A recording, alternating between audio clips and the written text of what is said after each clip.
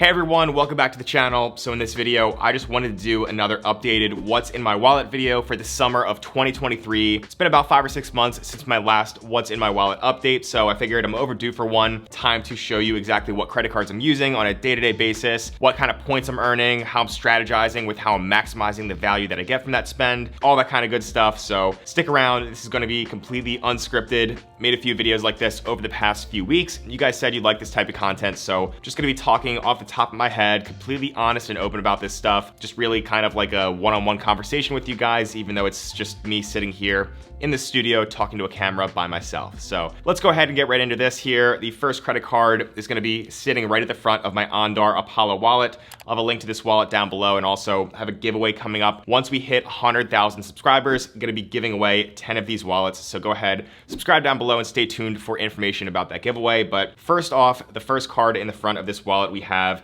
none other than the Amex Gold card. Now, I probably don't have to talk that much about the Amex Gold because I've talked about it in so many other videos before. I'll link those all down below, but basically the Amex Gold is my go-to food credit card. So it gets 4x points per dollar at grocery stores and 4x points per dollar at US restaurants. So anytime I go out to eat, anytime I'm buying groceries at a supermarket, I'm pulling out the Amex Gold card to earn 4x points on that. That's very good and honestly kind of hard to beat. Does have the $250 annual fee and of course comes with $240 worth of credits. Talked about that in other videos as well, but basically $120 of those credits goes towards Uber. That's very easy for me to use. I'm always traveling and using those Uber credits. And then the other $120 goes towards dining credits with select dining partners. Those I'm a little bit less happy about, it's just a bit harder to use. I do use Grubhub every now and then, but I wouldn't say I use those as much as I do the Uber credits. So it's a good card. If you look at those credits, you know you're already spending money on those things anyway. And for me, the 4x multipliers in the amount that I spend on food, and then the way that I redeem the points that this card earns makes the Amex Gold card worth it to me, even after the value of all those credits and the annual fee and all that stuff like that. So just as an example here, 4x points per dollar, if I'm redeeming it for just something like flights in the Amex portal, that's only getting me 1 cent per point. So 4x points per dollar becomes 4% back. But of course, the way that we talk about redeeming points here on this channel is by transferring those points out to one of the many basically airline and hotel partners that Amex partners with, where I usually can find ways to get between 2 to 3 or even 4, 5, 6 cents per point, depending on the redemption that I find. So if you kind of do the math there, 4x points per dollar at 2 cents per point becomes 8% back in value, 12% back in value if it's 3 cents per point, and it kind of just keeps going up and up the better that you find those point redemptions for hotels and flights. So again, it kind of depends on how you value those things anyway. Maybe I wouldn't pay $3,000 for a business class flight, but I still value it pretty highly. So I'm getting 4x points per dollar, and then it helps me to fly those cool flights, travel to places I wouldn't otherwise be able to travel to, and just save money on travel overall. So Amex Gold, great card if you're able to make a lot of those things work, and it fits very well in my current wallet setup. Now, next here, we'll move on to the front of my wallet where there's basically this little pull tab here. So I pull that up, and that reveals my catch-all card that I won't show you here because the card numbers are on the front of it. But if you've watched my channel before, you know I like using this card a lot as a part of the Chase trifecta, and that is the Freedom Unlimited. So getting 1.5x points per dollar as a catch-all card on miscellaneous expenses that don't fall under higher point multiplier categories on other credit cards that I have. And I know there's other cards out there that get 2% back or 2x points per dollar, and the Freedom Unlimited only gets 1.5x points per dollar, but I do like to accumulate those Chase points because Chase has a very unique transfer partner. Again, I've talked about this before, but that partner is Hyatt. So Hyatt is one of the last few hotel partners in terms of travel rewards where you can get a lot of outsized value, where you compare redeeming maybe like a $300 hotel room for 10,000 points or something like that. You're getting 3 cents per point there. Very good value for a lot of hotel properties within the Hyatt system. So Chase, I love to redeem with Hyatt.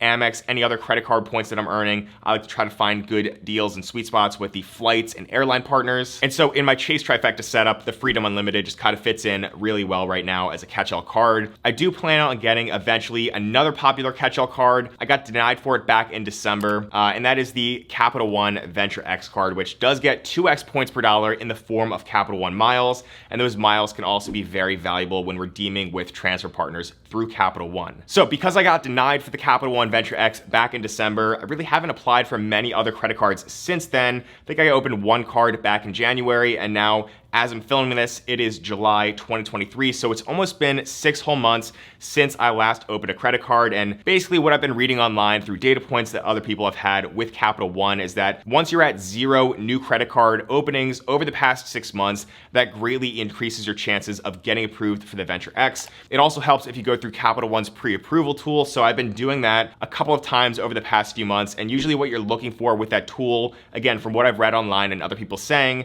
is that you need to get pre-approved for the Capital One Venture. Usually that means you have a good chance of applying and getting approved for the Venture X. So I've kind of been waiting for the past few months to do that. I think in the beginning of August, I'm going to be able to try that pre-approval tool again, get the Venture X, use that as a catch-all card. And again, it gives me options between the different points and miles currencies that I earn. So I like having Chase points, I like having Amex points, but it's good to kind of diversify over to Capital One just a little bit. Sometimes there's different transfer partners they have, different transfer bonuses that are going on from time to time. So anyway, between the Capital One Venture X and the Chase Freedom Unlimited that I have right now, I think those are two very good catch-all cards, and you really can't go wrong with either one of them. It's really just all about personal preference. So I like Chase. I think a lot of people can value the Freedom Unlimited very highly because of Hyatt as a transfer partner, but you do need to have the Chase Sapphire Preferred as well. I've talked about that in other videos that I'll link to down below, talking about the Chase trifecta and how all that works. But anyway, I hope that explains why I have the Freedom Unlimited in my wallet. It's pretty much been in my wallet for the past 4 years or so as a good catch-all card. Now, moving on here, we're gonna go over to another card that I've talked about before on the channel. It is my most recent card that I did open up back in January. No annual fee, and it's used mostly for rent expenses, and that is, of course, the Bilt MasterCard. Also, a card that has Hyatt as a transfer partner. So a lot of times what I'm doing is I'm accumulating Chase points and these new Bilt points as well when I pay rent with my Bilt MasterCard, and then I transfer out to Hyatt, sometimes even American Airlines, because they're also a transfer partner with Bilt. They're the only major points currency that does transfer credit card points over to American Airlines directly. So basically what I'm doing is I'm paying rent with my Bilt MasterCard, earning 1 point per dollar by doing that. So I earn around 2,200 to 2,300 points per month for my rent expense that my fiance and I split. But then the other catch with the Bilt MasterCard is that you do have to have 5 transactions per billing cycle in order to actually earn the points that this card accumulates. So to get the points deposited into your account, you have to put 5 transactions on the Bilt MasterCard, which is why I keep it in my wallet. And I basically just use it as a coffee card. So anytime I go to do work during the work week at a coffee shop, I'll pay a few dollars for some coffee. I get 3x points per dollar because you also get 3x points on dining with the Bilt MasterCard. So it's a good card for that anyway. I get 5 transactions pretty easily, and I'm able to accumulate Bilt points by doing that. And then for the next credit card in my wallet here, we have another very simple one that many people are going to be carrying in their wallets for the third quarter of 2023, just because of the way that it's earning 5x points in one specific category. So that card is the no annual fee Chase Freedom Flex, which I'm not taking out of the wallet just because, again, numbers on the front of the card here. But the Freedom Flex is in my wallet because it's going to be my go-to gas credit card for the third quarter here, because it's getting 5x Chase points per dollar on gas, up to $1,500 in spending. So I fill up my tank maybe once or twice per month. I don't have to travel that far. Luckily, you know, I work from home and stuff. So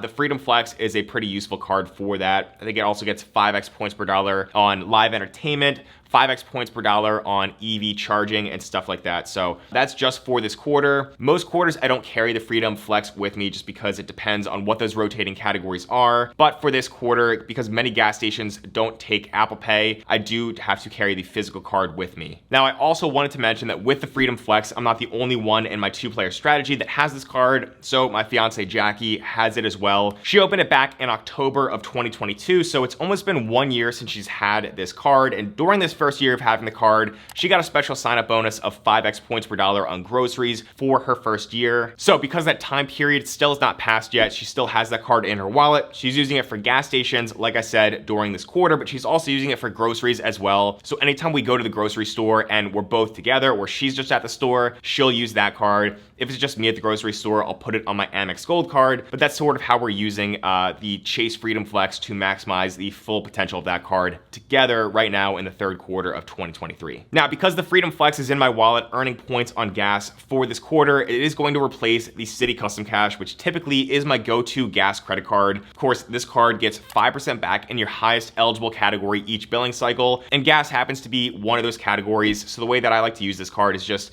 use it only at gas stations, so it locks it in as my highest eligible category, and I'm guaranteed getting 5% back, or 5 Citi points per dollar on gas station purchases. But right now, like I said, this is not being used for gas, so I don't know what I'm going to use it for right now. Probably for maybe live entertainment or something like that. I could switch it over to getting 5% back on streaming purchases, but I already used my Chase Sapphire Preferred, which I also have right here. But honestly, right now, I don't think it's really worth the effort for that to get 2 extra points per dollar on my streaming purchases, because it's maybe, I don't know, $50 per month on streaming across all my platforms. So it's really not worth it to me to do that. I could if I wanted to, but I'll probably use the custom cash for just some random expenses here and there. Like I said, if I go to a Phillies game or something like that, that counts as live entertainment, and I get 5% back on that. Now, outside of getting 3x points per dollar on streaming with my Chase Sapphire Preferred, this card is also being used as my sort of general catch-all card for random travel expenses, like maybe parking. So anytime I go to park at the airport or at a parking garage somewhere, I'll put it on my Chase Sapphire Preferred. I use it for Easy Pass and a few other random things like that. For the most part, I do put all my higher travel spend on my Amex Platinum card. Mostly my Platinum card is for the lounge access and other benefits like that, as well as getting 5 points per dollar on airlines. And then before we move on from the Chase Sapphire Preferred, I just wanted to mention that I do still have this card because I want to have access to those transfer partners. So I'm combining all the points that I'm earning from the Freedom Flex, from the Freedom Unlimited, and from this Chase Sapphire Preferred. Now all those points go under my Sapphire Preferred, and then I transfer them out to Hyatt. For the most part, I'd say like 70 to 80% of the time that I redeem my Chase points, I'm redeeming through Hyatt, because I have all these other Amex points and some other things like that that I use for airline transfers. Now, lastly, for the 2 newest additions to my wallet for the third quarter of 2023, I've got 1 business credit card and 1 personal debit card. So the business card is going to be the Amex Business Gold card, and the debit card is the Charles Schwab Investor Checking debit card. And this card is pretty cool. It's completely free to get, but it gives you unlimited ATM fee reimbursements worldwide. So what I can do is I can basically use this debit card anywhere across the world, anywhere outside the US or inside the US. If I don't have access to a normal ATM that's within my network, instead of using my SoFi debit card and getting hit with an ATM fee of maybe a few dollars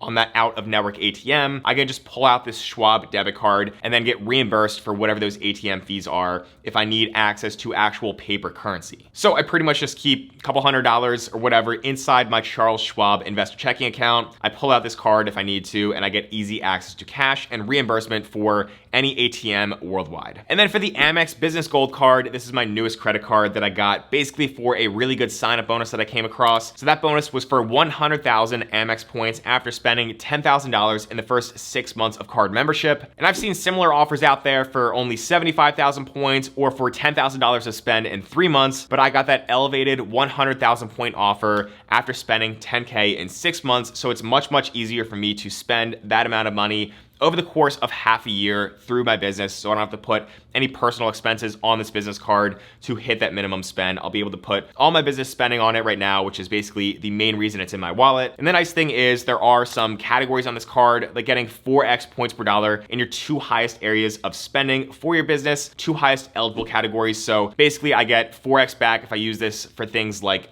travel or things like dining or any other things that Amex lists on its website. And then the Business Gold card also comes with a really useful benefit as a 25% point rebate feature. So basically I select American Airlines as my go-to airline within the Amex account. And because I live in Philadelphia and fly American Airlines a lot, especially domestically, anytime I want to book an American flight, if I can't find a good point redemption out there, what I can do, because I have so many Amex points from all this business spend and from some other things related to this channel, I can use those Amex points in my account and then book American Airlines business class flights or even economy flights through the Amex travel portal. And I actually get 1.33 cents per point, because the way it works is, say I book a flight that normally would cost $400, but I used 40,000 points in the Amex travel portal to book that instead, right? So that's 1 cent per point. But what I get is 25% of those points back. So in this case, 10,000 points will get returned to me as a points rebate. So my net points cost is only 30,000 points to book a $400 flight. So when you do the math, and I'll put that on the screen here, that works out to be 1.33 cents per point, which is not the highest cent per point value. I definitely would much rather prefer to transfer points out to partners to potentially honestly find 2 to 3 cents per point, or even as high as 6 or 7 or 8 cents per point that I've been able to find on some other things and some other examples that I've talked about on my channel before, which I'll link to down below. But basically for me, as someone with a lot of Amex points that I don't want to just sit on and not use and save up for too long, it really makes a big difference, and I can get a lot of value returned back to me from that points rebate feature. Again, I don't love to book in the Amex travel portal, but it is a good backup option as someone that flies American Airlines a lot. And American Airlines, like I kind of said before on my channel, it's kind of hard to transfer points to them just because Bilt is the only one that transfers directly to them. You can book through other One World partners here and there, but there's not always award availability. So flying American Airlines can be a challenge at times, but I do plan to add at least 1 or 2 American Airlines business credit cards and personal credit cards over the next few months. But my main focus right now is getting approved for the Capital One Venture X, but I'm very happy with my current wallet setup, and hopefully that gives you a good recap of what credit cards I'm using, how I'm spending my money, and my overall thought process there. But if you want to see the full story of my 2-player credit card strategy that me and my fiance Jackie are running right now, I'm going to link that over here on the screen, and you should definitely go ahead and check that out next. There's a lot more detail and a lot more structure to that video explaining my strategy, so go ahead and check that out. But as always, thank you so much for watching, and I'll see you in the next one.